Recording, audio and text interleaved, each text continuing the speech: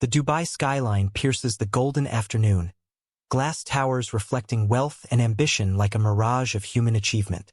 Among them stands Gulf Memorial Hospital, 37 stories of medical excellence and carefully guarded secrets. The gleaming structure rises from the cityscape, its curved facade designed by a European architect to evoke healing waves, though locals joke it resembles a scalpel pointing skyward. A helicopter shot slowly descends from the panoramic view to focus on the hospital's rooftop garden, where a solitary figure in navy scrubs leans against the railing. Her dark hair lifts slightly in the high-altitude breeze as she gazes toward distant construction cranes marking the city's relentless expansion. In the shadow of Dubai's towering ambitions, narrates a somber voice, 3 lives would intersect with devastating consequences. The camera lingers on the rooftop before cutting to quick flashes. Surgical gloves snapping on with practiced precision, a stethoscope pressing against olive skin, whispered words exchanged in a supply closet illuminated by fluorescent light, and finally, police tape fluttering in the wind on that same rooftop, marking absence where presence once stood. Carmela Mela Bautista's alarm chirps at 4:30 a.m. in the darkness of her studio apartment. Unlike the luxury condos that dominate Dubai's real estate magazines, her living space in Al Quoz is functional and modest. The practical choice of someone who measures success not in possessions but in bank transfers sent home. The walls are bare except for a single framed photo of her younger sister Emi in graduation robes, beaming with promise and potential. Mela's morning ritual never varies. Coffee brews while she updates her expense spreadsheet, meticulously tracking every dirham. Today she transfers another 4,000 dirhams to her sister's law school fund, watching the remaining balance in her account dwindle. The latest email from Manila contains the news she dreaded. Tuition increased again. She'll need to pick up extra night shifts this month. Just 2 more years, she whispers to the photo as she does every morning, a mantra of purpose. Then you'll be the first lawyer in our family. The pre-dawn streets of Al Quoz buzz with workers heading to construction sites and service jobs, the invisible army that maintains Dubai's gleaming facade. Mela joins the stream of healthcare workers on the bus to Medical City, each lost in private thoughts of families left behind and futures being laboriously constructed with each passing month. By 5:45 a.m., Mela glides through Gulf Memorial's staff entrance, badge clipped to her crisp navy uniform that marks her as a senior nurse in the cardiac wing. Her posture conveys the quiet confidence of someone who has mastered not just medical procedures but the delicate art of navigating hierarchies. Younger Filipino nurses greet her with respectful nods. She's a success story among them. 6 years at the Gulf's most prestigious hospital, trusted by the Emirati doctors, her recommendation coveted for new hires. At the nurses' station, morning shift handover proceeds with military precision. Patient statuses, medication changes, anticipated procedures, all cataloged and communicated in the clipped professional language that transcends national origins. Nurse Bautista calls the charge nurse, checking the day's roster. Dr. Zaruni requested you specifically for his procedures today. Catheterization lab at 9, then the Thani family consultation. Mela's expression remains neutral, professional, betraying nothing of the small flutter beneath her sternum at the mention of his name. Of course, I'll prepare his cases immediately. In the doctor's lounge on the 35th floor, Dr. Amir Zaruni reviews patient files over black coffee grown cold beside him.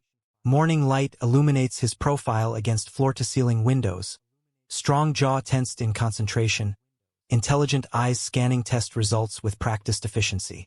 At 37, he carries himself with the natural authority of someone who has never questioned his place in the world. The sheik's nephew whispers an orderly to a new hire passing the lounge, voice lowered respectfully. His family owns half the hospital board, trained at Johns Hopkins. But there's more to Amir than connections and credentials. His hands in surgery move with artist-like precision, finding pathways through damaged hearts that other surgeons miss.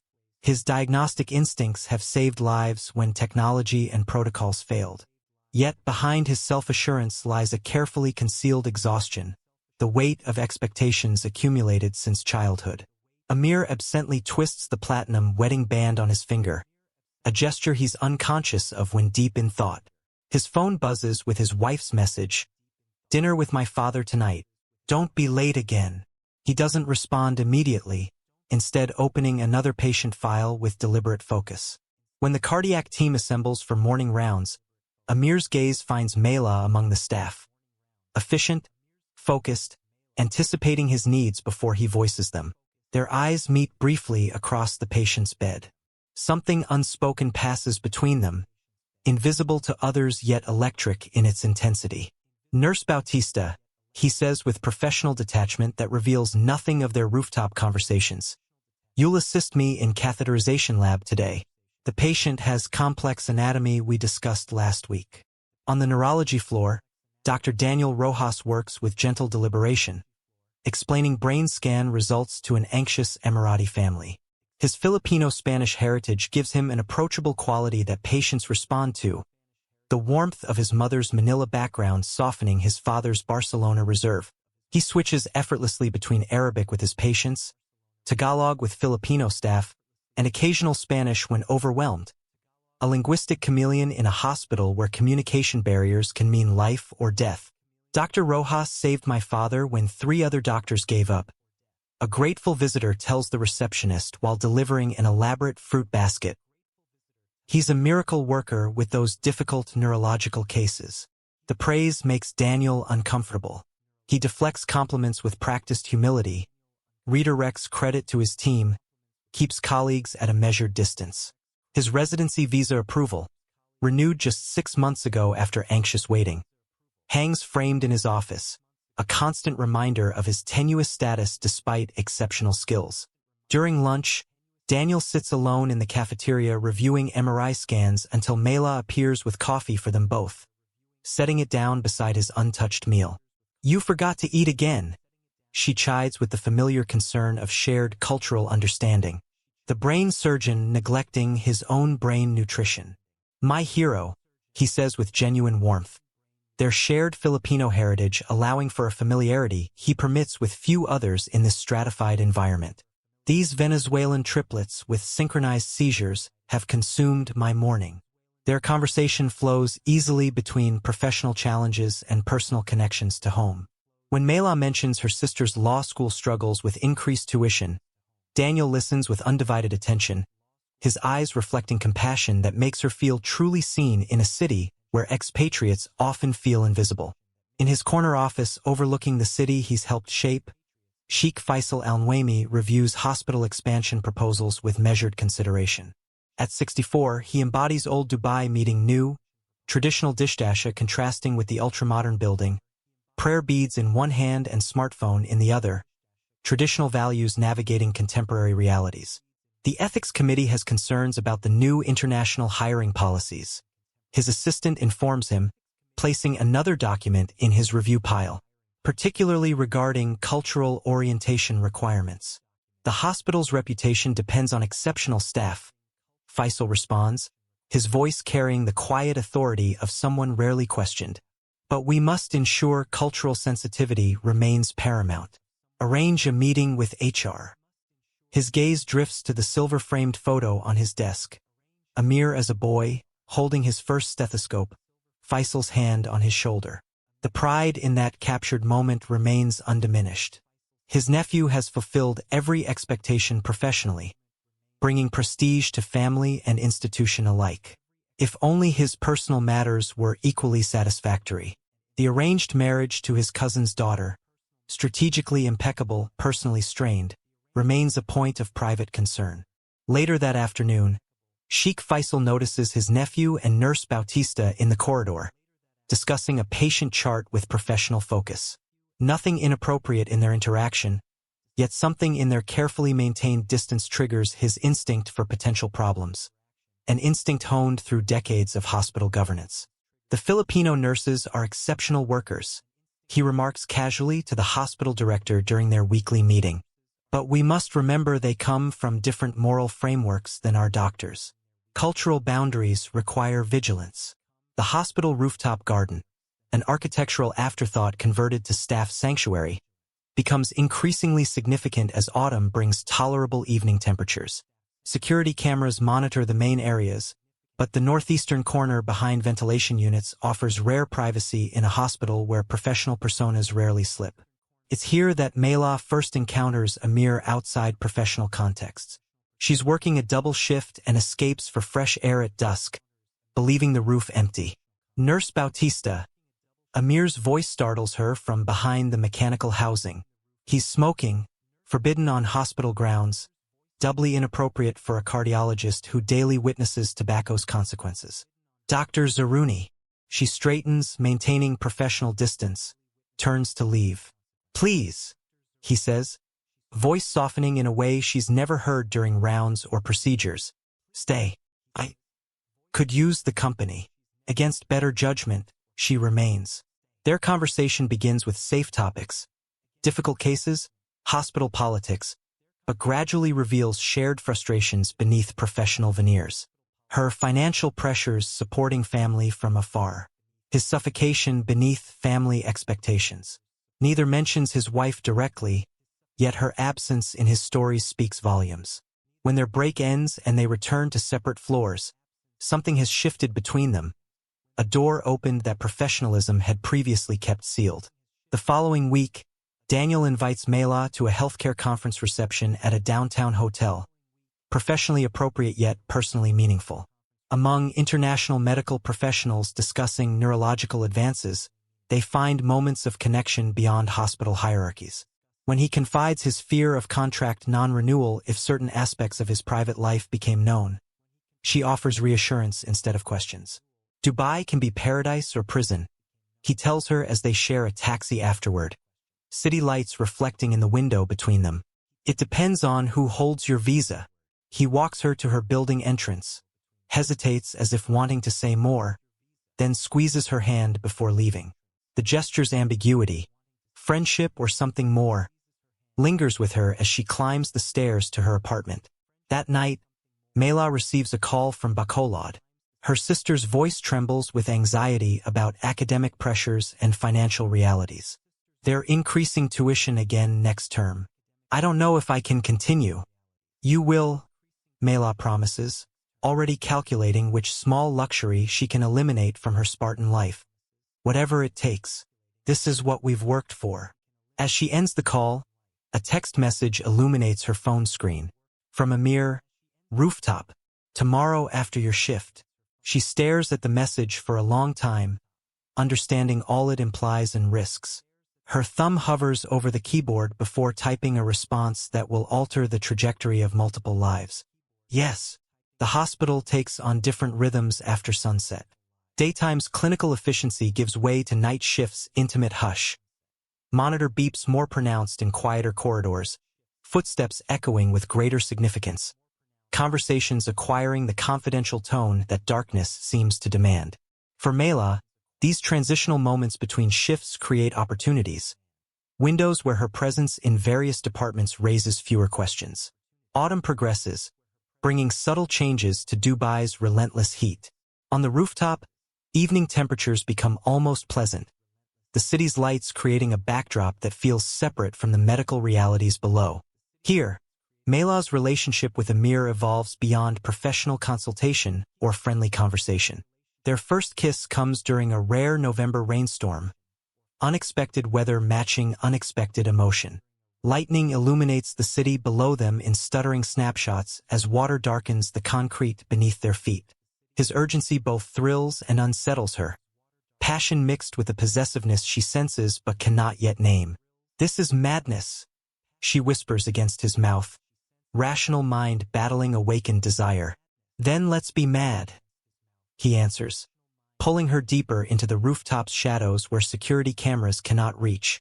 For once in my life, I'm choosing something for myself. Afterward, with the rain stopped and reality seeping back, he speaks of his arranged marriage. Political, loveless, a dynasty-building exercise rather than a union of hearts. He describes family obligations impossible for her to fully comprehend, generations of expectations compressed onto his shoulders. You're the only one who sees me, he tells her, fingers tracing her cheekbone with surprising tenderness. Not my name, not my family connections. Just me. She almost believes him until his phone buzzes with his wife's call and his expression hardens instantly, the lover vanishing behind the dutiful husband's mask.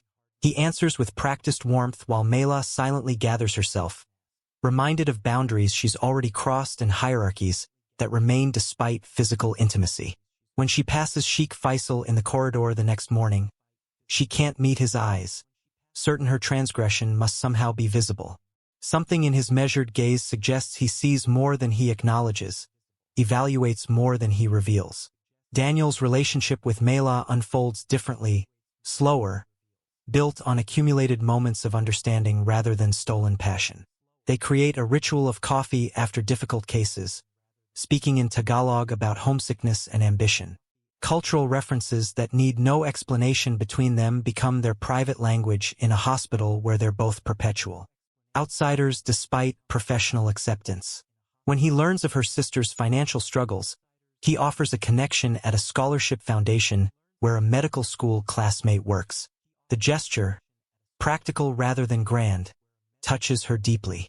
"You carry too much alone," he tells her one evening as they walk along the marina after a medical lecture.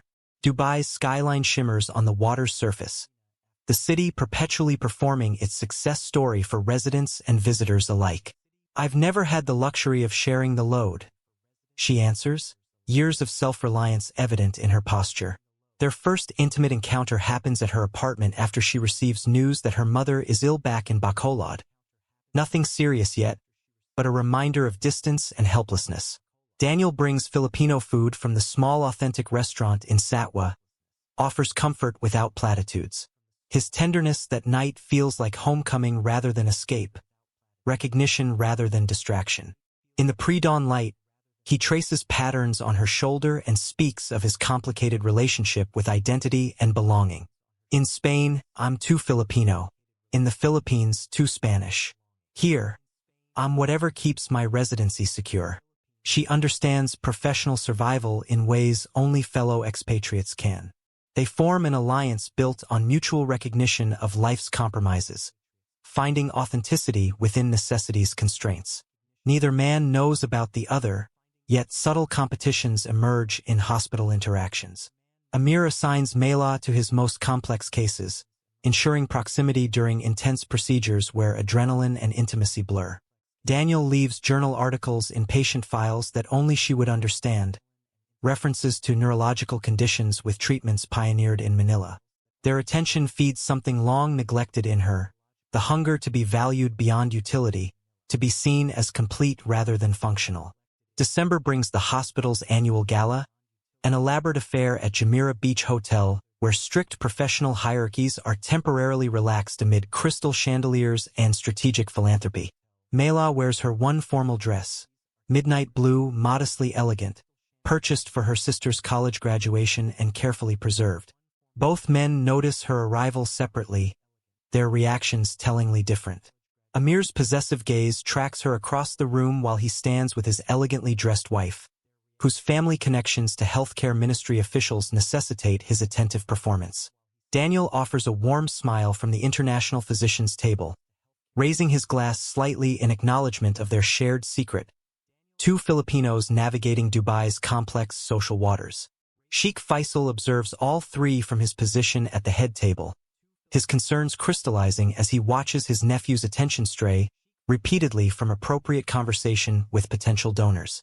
Nothing concrete, nothing provable, yet the pattern emerges for those experienced in reading human dynamics. "Your nurse from cardiac is quite professional," Sheikh Faisal comments to Amir during a momentary private exchange by the dessert table.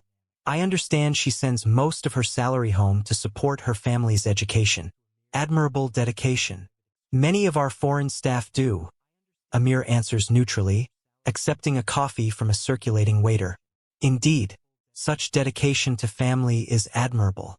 One hopes they don't form inappropriate attachments here that might jeopardize that support." The warning, veiled but unmistakable, registers in Amir's tightened jaw and carefully modulated response. The hospital's professional standards are well established. January brings complications neither anticipated. A visiting cardiac specialist recognizes Amir from a conference in London 3 months prior. Your wife was charming at the reception, he mentions during a complicated valve replacement procedure. She's not attending this conference? Mela, assisting with instruments, nearly drops a clamp. Wife in London. When Amir told her he was traveling alone for professional development, she maintains professional composure through the procedure's completion, but later on the rooftop, questions spill forth. You lied about being alone in London. It was a family obligation. Amir dismisses, irritation flashing. You know my marriage isn't real in the ways that matter. Real enough to take her to London when you told me you were traveling alone. His temper flashes, a side of him she's glimpsed in surgery when complications arise but never directly experienced. You don't understand the pressures I navigate. My entire life is a performance for my family's expectations. And what am I in this performance? The intermission entertainment, the only authentic part. He reaches for her, but she steps back, needing distance for clarity. I need time to think. His expression darkens momentarily before smoothing into the practiced control that marks his professional persona.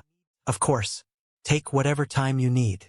During this cooling period with Amir, Mela's connection with Daniel deepens beyond physical intimacy. He shares more of his authentic self. His dream of opening a neurological clinic serving migrant workers in Labor City. His collection of Filipino poetry he translates into Arabic as a private passion project.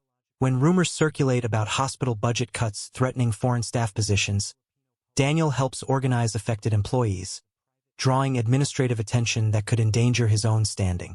His advocacy reveals a courage Mela hadn't fully recognized beneath his careful professional demeanor. Be careful, she warns after a particularly heated meeting where he challenged administration policies. Your visa. Some things matter more than security, he answers, the conviction in his voice stirring something in her beyond attraction. She kisses him for this, drawn to his courage despite her pragmatic nature. Their relationship evolves with a natural ease that her time with Amir never achieved. Less passionate perhaps, but more honest, built on shared vulnerabilities rather than stolen moments. Yet Amir remains present in her periphery. His text messages alternate between professional requests and personal pleas. During a complex emergency procedure when a tourist suffers an aortic dissection, their old synchronicity returns, communication flowing without words needed, anticipating movements in the choreography of crisis medicine. Afterward, he follows her to the supply room, closing the door behind them. I miss you, he says simply. Despite her reservations, the pull remains. The intensity he offers, the escape from ordinary concerns, the flattering attention of someone whose approval carries weight in hospital hierarchy. I can't do this anymore. The hiding, the compartmentalizing. I'll make changes, he promises. Just give me time. Against better judgment, she agrees to meet him again. The rooftop becomes their space once more, though something has shifted. A wariness beneath desire, questions beneath acceptance. February brings early heat and hospital reorganization. Daniel's advocacy earns him administrative scrutiny but also respect from international staff who recognize him as an ally. Amir receives a promotion that increases his authority and his family's expectations for suitable public behavior. Neither man knows they're sharing Mela's affections, yet an unacknowledged tension grows between them professionally. In committee meetings, their disagreements become more pointed. Daniel challenges Amir's traditional approaches to departmental resources. Amir questions Daniel's experience with Gulf medical systems. Through careful scheduling and compartmentalization that exhausts her emotional resources, Mela maintains both relationships. With Amir, she experiences intensity and glimpses into a world otherwise closed to her. Influence, wealth, power's corridors. With Daniel, she finds understanding and cultural resonance. Shared jokes that need no explanation, comfort in familiar references. Each relationship fulfills different needs, yet the deception weighs increasingly on her conscience. The irony doesn't escape her. She who has always lived by straightforward principles now navigating deceptions that grow more complex with each passing week. The first near discovery comes when Daniel mentions seeing her leave the hospital with Amir after an administrative dinner. Working late again? He asks. tone casual but eyes questioning. Consultation about a patient transfer from Abu Dhabi, she explains, hating the ease with which lies now come to her lips. Later that week, Amir notices Daniel's book of Filipino poetry in her bag during a rooftop encounter. Literary interests? He asks, suspicion darkening his voice. Gift from a friend, she answers, changing the subject by mentioning an upcoming procedure. She begins experiencing inexplicable fatigue, occasional nausea that she attributes to stress, to hospital food, to anything but the possibility growing within her. A colleague notices her running to the bathroom during morning rounds for the third consecutive day. Food poisoning, Mela explains, splashing water on her face at the sink. Or something more permanent, her friend suggests with raised eyebrows. The kind that takes 9 months to resolve. The possibility hadn't consciously formed in Mela's mind, though her body has been sending signals she's actively ignored. That evening, alone in her bathroom with a pregnancy test purchased from a pharmacy far from her neighborhood, her carefully constructed world begins to fracture. 2 pink lines appear, undeniable in their clarity.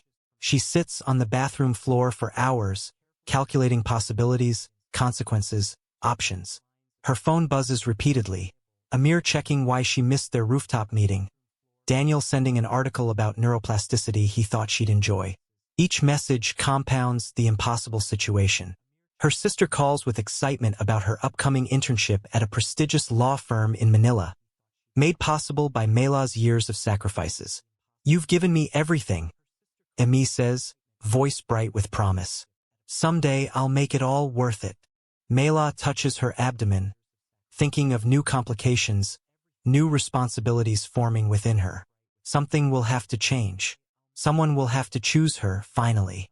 For now, she responds to neither man, giving herself one night to absorb the reality before her world inevitably transforms.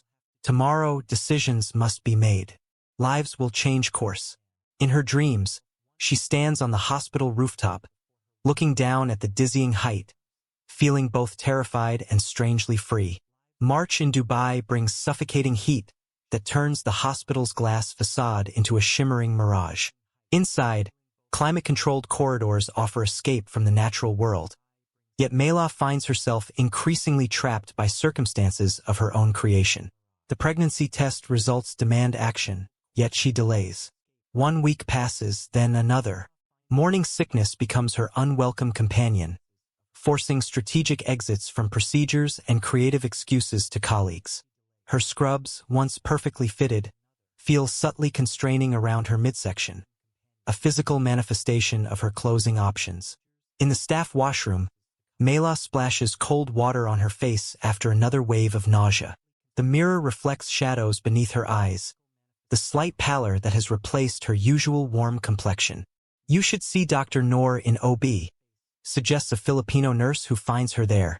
Whatever bug you've caught, it's not going away. It's just stress, Mela answers automatically.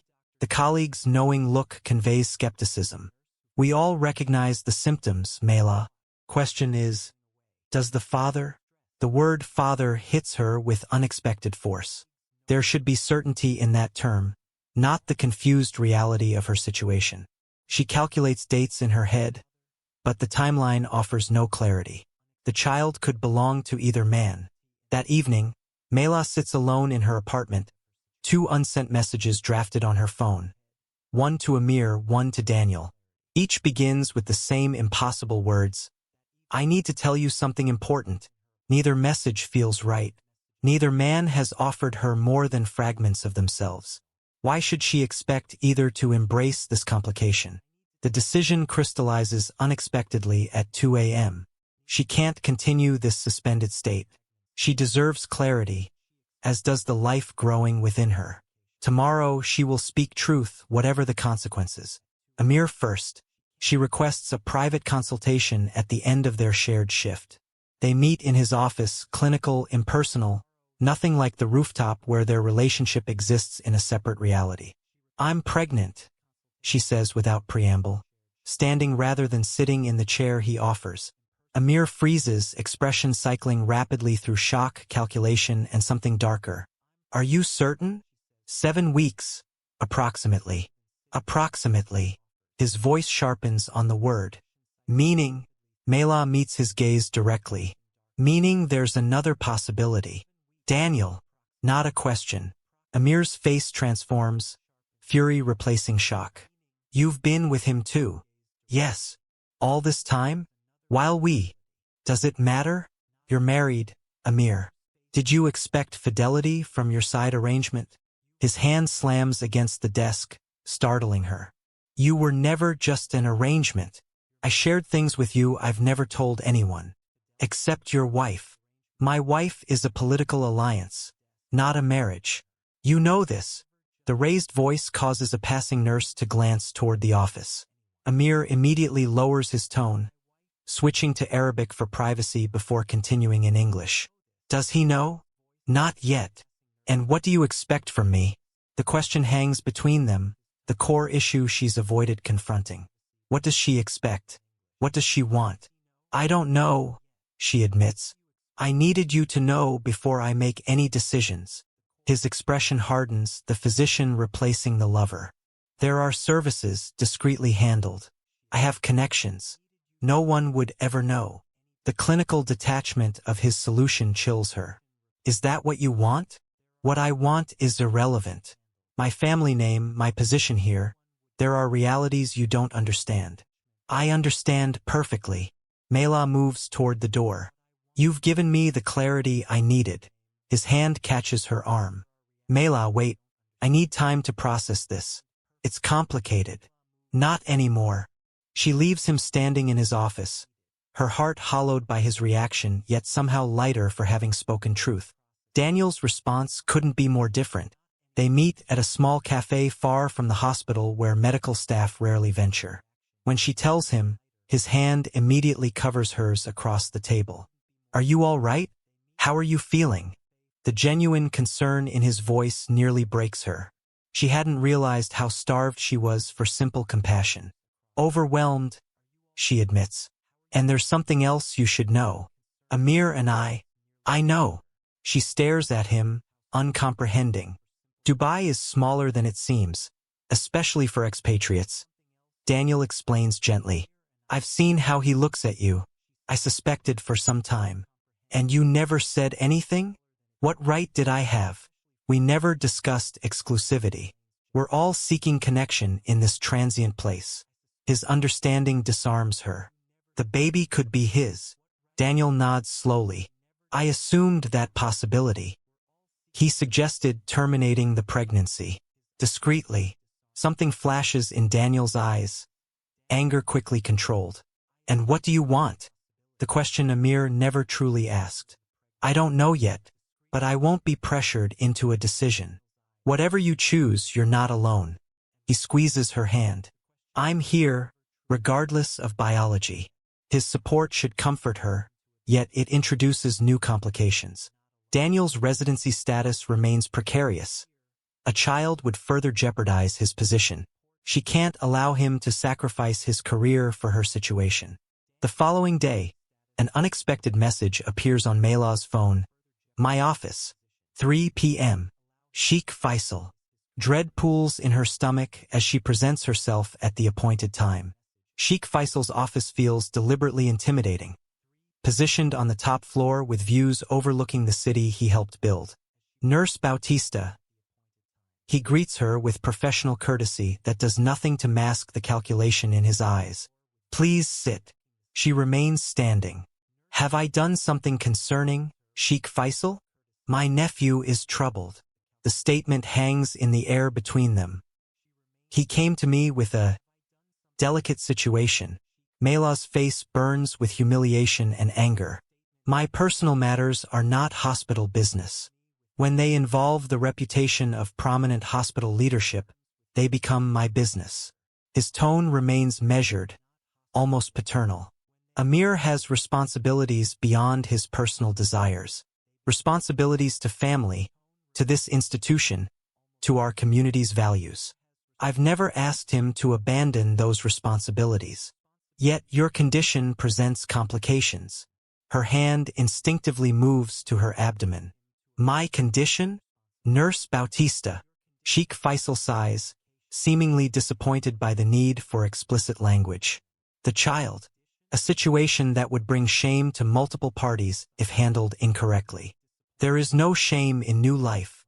There is shame in betrayal of values, in disregard for cultural boundaries. This hospital serves a community with specific moral expectations. Expectations that those in leadership must uphold. The threat remains unspoken but clear. Her job, her visa, her ability to support her family, all hang in the balance. What exactly are you suggesting, Sheikh Faisal? I'm suggesting that discretion benefits everyone involved. The hospital can arrange compassionate leave. A stipend to ensure your comfort during a difficult time. Perhaps even assistance with your sister's education. The scope of his proposal, the presumption that her integrity has a price, leaves her momentarily speechless. And in return? She finally asks. A private medical procedure. A fresh start. Perhaps even a promotion upon your return, in a different department. Mela stares out the window at the city sprawling below, a metropolis built on appearances and compromises. For a moment, she considers the path of least resistance. Then her sister's face flashes in her mind. The reason for all her sacrifices. The future she's invested in. I need time to consider my options, she says carefully. Sheikh Faisal nods, satisfied with what he interprets as negotiation rather than refusal. Of course, but understand, this situation must resolve quickly, one way or another. As Mela leaves his office, she feels Sheikh Faisal's gaze following her. The weight of power assessing its advantage over necessity. That night, her phone vibrates with a message from Amir. Rooftop, please, we need to talk. The rooftop garden feels different in darkness. Wind whistles through architectural elements, creating eerie harmonics. Maintenance has neglected to replace several burned-out lights, leaving pools of shadow between illuminated areas. The city below pulses with energy, oblivious to the drama unfolding above. Mela approaches cautiously, scanning for Amir. She finds him in their usual spot behind the ventilation housing, pacing like a caged animal.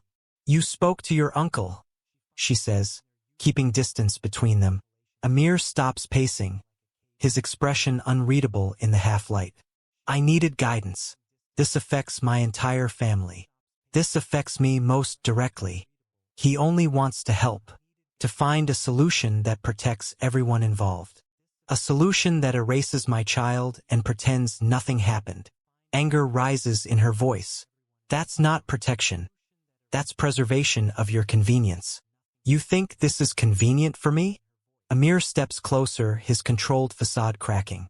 I haven't slept since you told me. Everything I've built, everything my family has positioned me for. It all hangs in the balance. What about what I've built? My career, my sister's education. My uncle is prepared to ensure your sister completes her education. A scholarship fund, no matter what happens with us. The calculated nature of the offer repulses her. So that's the price of my silence? Of my child's existence? It's not like that. Amir runs his hands through his hair, frustration evident. I'm trying to find a path forward that doesn't destroy multiple lives. Including Daniel's? Amir's expression darkens at the name. So you told him? Yes. And I suppose he offered to play the hero? To stand by you regardless. He offered what you didn't. Support without conditions. Support. Amir laughs bitterly. What support can he provide? His residency visa depends on hospital approval. Approval my family influences. One word from my uncle. Is that a threat? It's reality, Mela. Daniel has no power here. Neither do you. I'm trying to protect you both from consequences you don't understand. What I understand perfectly is that I trusted you. Her voice trembles with emotion she can no longer suppress. I shared my body, my dreams, my vulnerabilities, and your first instinct was to eliminate any evidence of our relationship. That's not fair. No, what's not fair is treating me like a problem to be solved rather than a person to be respected. Amir moves toward her, hand outstretched. Mela, please. If we could just... She steps back, unwilling to let his touch cloud her judgment. Her heel catches on an uneven section of roofing material. For one terrifying moment, she wobbles backward toward the garden's edge. Amir lunges forward, grabbing her arm to steady her. The sudden movement and his grip, tighter than necessary, fueled by adrenaline, triggers her defensive instinct. She pulls away sharply. "Let go of me. I'm trying to help you." His fingers dig deeper into her arm. "You're hurting me." She twists, attempting to break his hold. The struggle intensifies. His panic at her resistance, her fear at his forcefulness. A terrible dance along the rooftop's perimeter. Neither registers the maintenance worker emerging from the access door, frozen in shock at the scene unfolding before him. "You need to listen to me," Amir insists, voice rising. "There are arrangements being made. I'm not yours to arrange." Mela pushes against his chest with her free hand. The force of her push, combined with his unbalanced stance, causes Amir to stumble backward. As his grip breaks, Mela spins away from him, directly toward the low decorative wall separating the garden from a 37-story drop. Time fragments. Mela feels her hip connect with the wall, feels momentum carrying her upper body beyond the point of recovery. Sees Amir's expression transform from anger to horror in slow motion. His hand shoots out, grasping for her, too late. The maintenance worker's scream merges with the rush of wind as Mela falls. Her consciousness catalogs disconnected sensations. The receding rooftop, Amir's diminishing figure leaning over the edge, lights from office windows streaking past. The strange peace that comes with inevitability. Her final conscious thought is of her sister, waiting for the monthly transfer that will never arrive. On the ground level, a group of staff departing after the evening shift hears the impact before they see its source. Security guards rush toward the crumpled form. Emergency protocols activate with mechanical efficiency, the hospital responding to tragedy on its own doorstep. The trauma team assembles in seconds. Among them, Daniel receives the alert for an external trauma case, unaware of its connection to his personal life. He runs toward the emergency entrance, white coat flapping, mind already calculating treatment protocols. The gurney rushes past security barriers, surrounded by first responders performing CPR. Daniel sees the navy scrubs first, then the familiar shoes he once commented on, practical yet somehow elegant like their owner.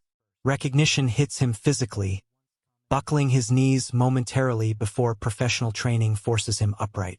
"Mela!" His voice cuts through the controlled chaos. "What happened? Who?" "Fall from height. 37th floor." The security supervisor's voice is clinically detached. "Nurse from cardiac ward," witnesses say. But Daniel is already moving alongside the gurney, joining resuscitation efforts. His hands perform actions his medical training has ingrained while his mind screams denials. Not her. Not now. Not when they had just begun to imagine a future. In the trauma bay, the team works with desperate intensity. Blood transfusions, chest compressions, defibrillation attempts. The methodical battle against certainty continues long past the point of hope. Time of death is called at 22:17. Daniel stands motionless beside the body, unable to reconcile the still form with the vibrant woman who filled his thoughts. A nurse gently tries to lead him away. He resists, then collapses into a nearby chair, face buried in blood-stained hands. Outside the trauma room, hospital administration already mobilizes. Risk management, public relations, security protocols. The machinery of institutional self-protection hums efficiently. Amir arrives, breathless from running down 37 flights when elevators proved too slow. His disheveled appearance, unusual for his carefully maintained image, draws curious glances. When he sees the closed trauma room doors and the solemn expressions, he stops abruptly, as if walking into an invisible wall. Is she? No one needs to answer. The truth is written in the averted gazes, the hushed conversations, the subtle retreat of colleagues who suddenly find urgent duties elsewhere. Amir's phone buzzes. His uncle's name appears on the screen. The conversation is brief, commands rather than questions. Report to security office. Say nothing to anyone. Wait for legal counsel. As he turns to comply, his gaze meets Daniel's through the glass partition. Daniel has emerged from the trauma room, still wearing blood-spattered scrubs. The two men stare at each other across the physical and emotional distance. In Daniel's eyes, Amir sees not just grief but dawning comprehension, and beneath it, a question forming that will demand its answer. Hospital security guards appear at Amir's elbow, guiding him firmly toward administrative offices. The maintenance worker who witnessed the rooftop struggle waits there, visibly shaking under the intimidating presence of Sheikh Faisal. Above them, the rooftop garden has been cordoned off. Police tape flutters in the night wind, the first physical manifestation of questions that will consume the hospital in coming days. Questions about relationships, about power, about a pregnant nurse's fall that may not have been an accident. And in the morgue, Mela lies silenced, the life within her extinguished before it could complicate the carefully ordered world of Gulf Memorial Hospital. Dawn breaks over Gulf Memorial Hospital, sunlight catching on the police vehicles still stationed at the entrance. Yellow crime scene tape cordons off the entire perimeter beneath where Mela fell, fluttering in the morning breeze like obscene decorations. Staff enter through side doors, conversations hushed, eyes averted from the covered area where cleanup crews work methodically. Inside, the hospital administration suite has transformed into crisis headquarters. Legal counsel confers with public relations specialists while security personnel review camera footage from all accessible areas. In a private conference room, two Dubai police detectives interview staff who were present the previous evening. Standard procedure for all unexpected deaths. The hospital director assures concerned board members in an emergency call. Nothing to suggest anything beyond a tragic accident. Yet rumors spread with viral efficiency. In the staff lounge, whispered conversations fall silent when supervisors enter. Mela's colleagues from the cardiac ward gather in the chapel, grief mingling with disbelief. She never went to the roof to smoke, one nurse insists. She hated heights, said they made her dizzy. But the stress she was under lately, another counters. She wasn't herself. Did you see Dr. Zaruni's face when they brought her in? Like he'd seen a ghost. Or made one. Daniel hasn't left the hospital. Still wearing scrubs from the failed resuscitation, he sits in the physician's lounge, staring at nothing. His colleagues provide silent support.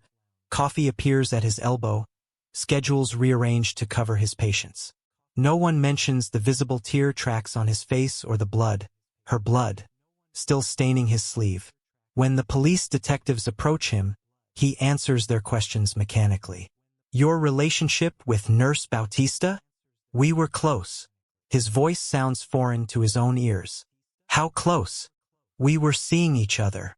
No point in hiding now. Did she mention any concerns? Depression?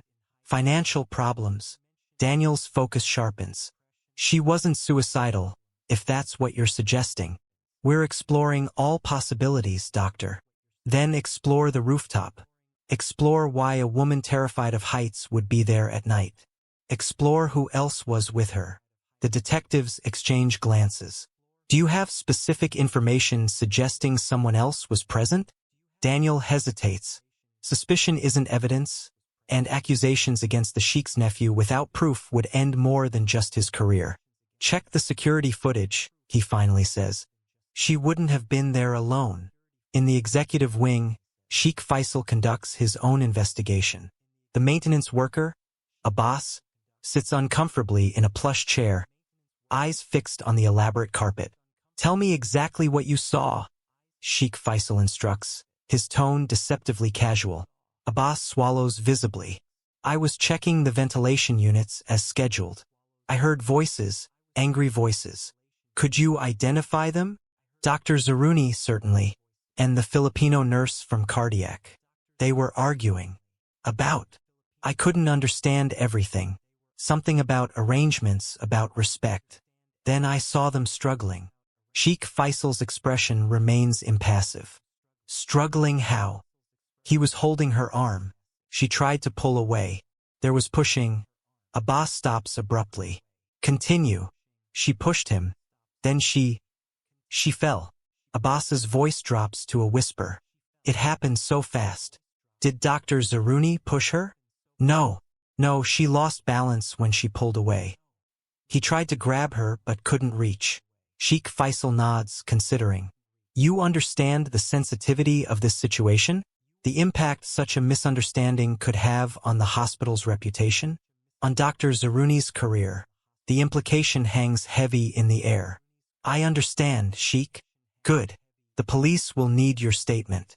Focus on the facts. She fell while Dr. Zaruni tried to save her.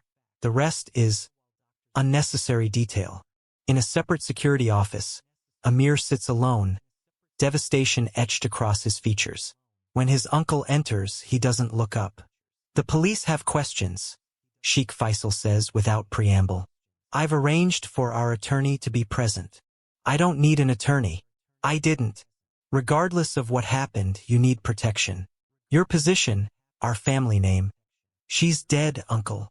Amir's voice breaks. Mela is dead because of me. Lower your voice. Sheikh Faisal closes the door firmly. Nothing is because of you. It was a tragic accident.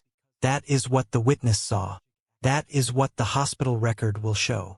Abbas saw everything. Abbas saw a dedicated doctor trying to save a colleague who tragically lost her balance. Nothing more. Amir looks up, realization dawning. You've already spoken to him. I've ensured the truth will not be obscured by misinterpretation. The truth. Bitter laughter escapes him. The truth is she was pregnant. The truth is I tried to pressure her into terminating it. The truth is... Enough! Sheikh Faisal's calm demeanor cracks momentarily. Pregnant? You're certain? She told me herself. That's what we were arguing about. Sheikh Faisal paces the small room, recalculating. This complicates matters. The autopsy will reveal it. Does it matter now? She's gone. The baby's gone. It matters for narrative control. For damage limitation. Sheikh Faisal pauses. Was it yours? Amir's silence is answer enough. I see. The other doctor, the Filipino-Spanish one. He's involved. Daniel. They were also. Amir can't finish the sentence. This changes our approach. Sheikh Faisal straightens his dishdasha, decision made. You will not speak to the police without counsel present. You will not mention the pregnancy to anyone. You will take compassionate leave effective immediately. And Daniel? Leave Dr. Rojas to me. The autopsy results arrive with clinical precision. Cause of death. Multiple traumatic injuries consistent with fall from height. Contributing factor. Early pregnancy. Approximately 8 weeks gestation. Toxicology. Negative for substances that might affect balance or judgment. The hospital administration convenes an emergency ethics meeting. Daniel, excluded from the invitation, learns of it through a sympathetic colleague. He arrives unannounced, demanding to be heard. This concerns me directly. He insists when security attempts to block his entry. Let him in. Sheikh Faisal's voice carries from within. Dr. Rojas has insights that may prove valuable. The committee members watch uncomfortably as Daniel takes a seat opposite Sheikh Faisal and the hospital director. His eyes fix on the autopsy report centered on the table. She was pregnant, he states flatly. Yes, we've just learned this ourselves. Sheikh Faisal's practiced sympathy doesn't reach his eyes. A tragic additional dimension to an already devastating situation. I knew. She told me the day before she died. Murmurs circulate around the table. Did she mention her plans? The hospital director asks carefully. Whether she intended to continue the pregnancy? She was considering her options. Options that apparently included being pressured into termination by your nephew. Daniel directs this to Sheikh Faisal, who doesn't flinch. Dr. Zaruni is on leave, deeply traumatized by witnessing Nurse Bautista's accident. These accusations are inappropriate and unfounded. Accident. Daniel's voice rises. Is that what we're calling it? Because the maintenance worker who was present tells a different story in the staff lounge. Sheikh Faisal's expression hardens momentarily before resetting to professional concern. Traumatized witnesses often misinterpret what they see. The police investigation continues, but preliminary findings support accidental death. Convenient. Dr. Rojas, the hospital director, interjects. Your distress is understandable, but insinuations against colleagues without evidence are grounds for disciplinary action. My evidence is lying in your morgue. Daniel's control finally breaks. Mela was afraid of heights. She avoided that rooftop. She only went there to meet Amir, who panicked when she refused to quietly eliminate his problem. Silence falls over the room. Sheikh Faisal studies Daniel with new calculation. Your relationship with Nurse Bautista clearly affected your objectivity, he finally says. Perhaps a leave of absence would benefit you as well. With full pay, naturally. I'm not going anywhere until the truth comes out. The truth, Sheikh Faisal repeats thoughtfully, is subjective in matters of tragedy. What matters now is honoring Nurse Bautista's memory appropriately. The hospital is arranging for repatriation of her remains to her family in the Philippines. Along with what? Condolence money to buy their silence too. Along with a scholarship endowment in her name, Sheikh Faisal responds smoothly. To fund her sister's remaining education and future legal career. A fitting tribute to Nurse Bautista's dedication to family. The calculated generosity momentarily stuns Daniel into silence. A perfect solution. Financial support ensuring the family won't ask uncomfortable questions. Wrapped in apparent benevolence.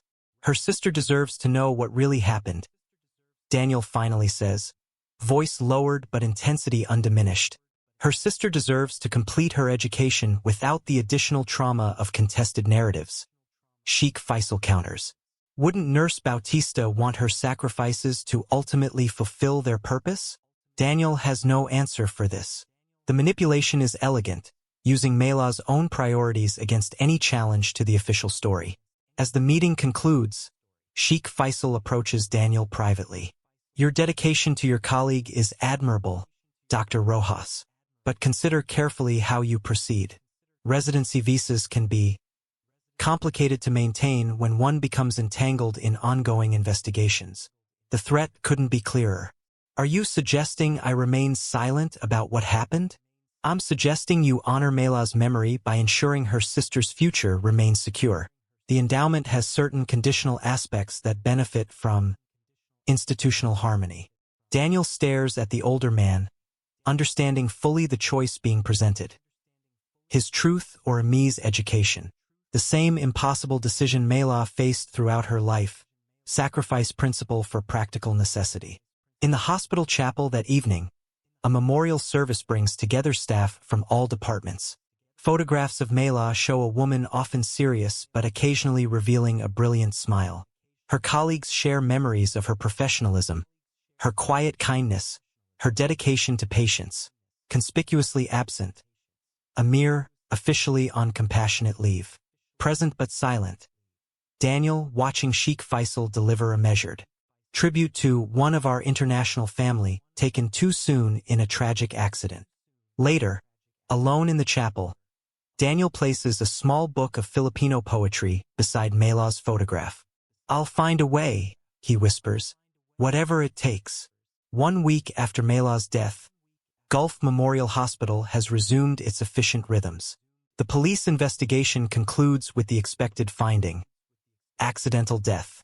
The maintenance worker's final statement describes a tragic misstep, with Dr. Zaruni heroically attempting intervention. Security footage from the roof proves conveniently incomplete. The critical area behind ventilation units falls outside camera range. The narrative solidifies through repetition. A dedicated nurse, working long hours, fatigued, momentarily disoriented. A terrible accident that the hospital mourns collectively. The scholarship established in her name evidence of institutional compassion. Daniel returns to work against administration advice, function without feeling, performing his duties with mechanical precision. In patient rooms, his compassion remains intact. In staff areas, he moves like a ghost, ignored by those who find his grief an uncomfortable reminder of what they've collectively agreed to forget. His only ally emerges unexpectedly, Sanjana from hospital records, who corners him in an empty stairwell. I processed Nurse Bautista's final chart, she whispers, glancing nervously around. Her blood work from last week's employee screening.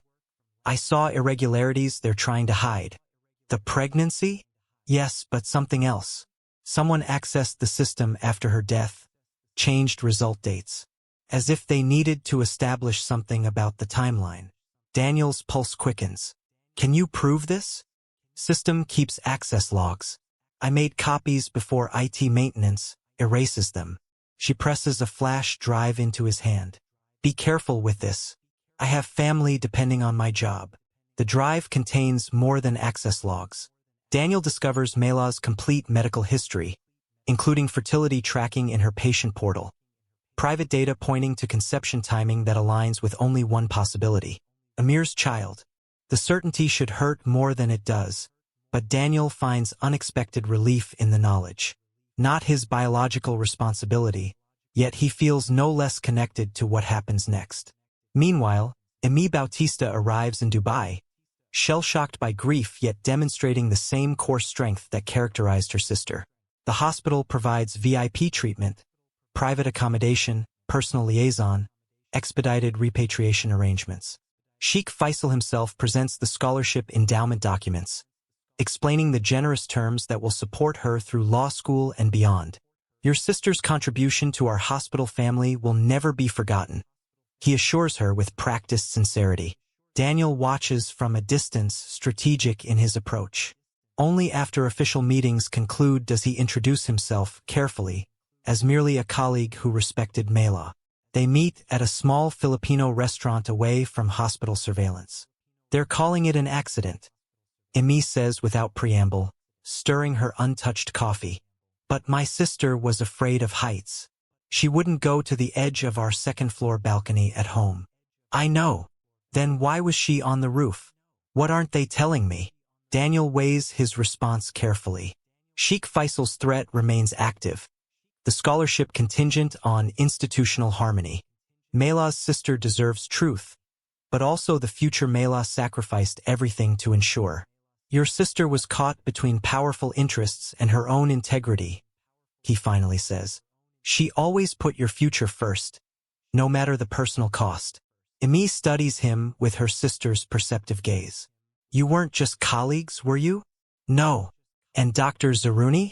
The one conspicuously absent from all memorial events? The one whose name hospital staff stop mentioning when I approach. They were also involved. Understanding dawns in Emi's expression. The scholarship has too many strings for simple charity. They're buying my silence about something. About many things. Their conversation continues for hours, carefully navigating between explicit truth and protected futures.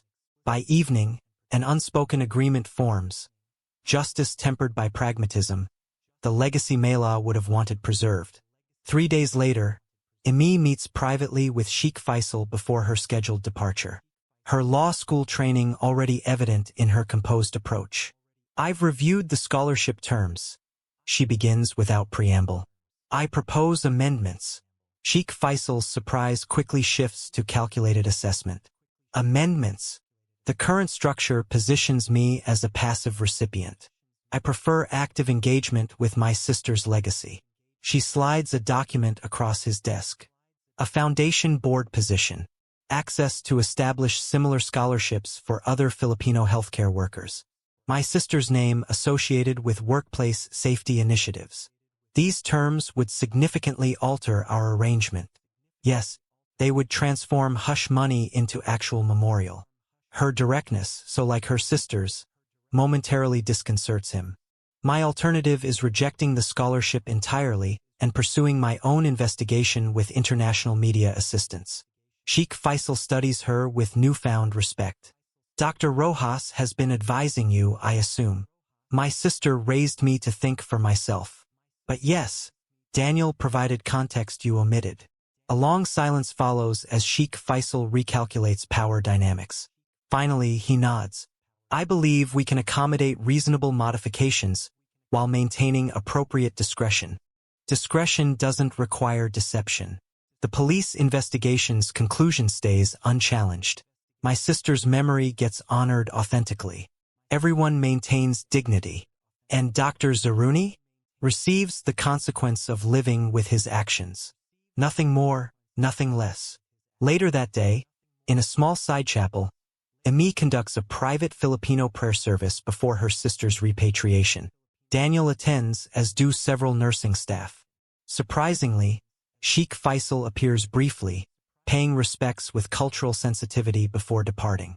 Most unexpected, Amir, entering after others have left, gaunt and haunted. He and Daniel acknowledge each other with tense nods before Amir approaches the memorial display.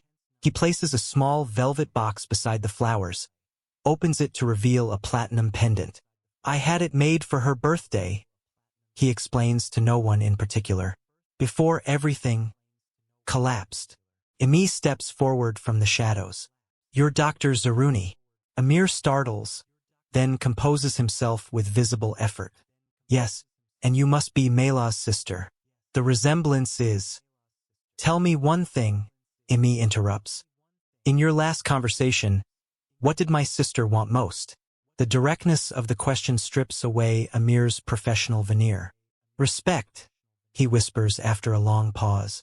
"To be seen as a person, not a problem." Emi nods, accepting this truth. "Then honor her by remembering that. About all people under your care or authority." 1 year later, Gulf Memorial Hospital dedicates a new rooftop garden, redesigned with higher safety barriers, dedicated to Mela Bautista's memory. The Bautista Foundation announces its first 10 scholarship recipients, Filipino healthcare workers pursuing advanced degrees. Daniel, now heading a neurological clinic for migrant workers in the industrial district, attends the ceremony. His residency visa, unexpectedly approved for long-term renewal, allows him to continue the work that gives meaning to his survival. Amir, transferred to administrative duties away from patient care, watches from a distance as Emi, now in her final year of law school, cuts the ceremonial ribbon. Their eyes meet briefly across the crowd. Acknowledgement, not forgiveness. Sheikh Faisal, approaching retirement, observes the proceedings with pragmatic satisfaction. Scandal contained, reputation preserved, yet meaningful change implemented. A successful navigation of crisis by any measure. And in a small cemetery in Bacolod, fresh flowers appear regularly on a grave marker bearing Mela's photograph. The inscription reads, "She carried others' dreams until they could carry their own." The truth of what happened on the hospital rooftop remains known to only a few, but the consequences, both tragic and transformative, continue to unfold in lives forever altered by that moment of irreversible momentum.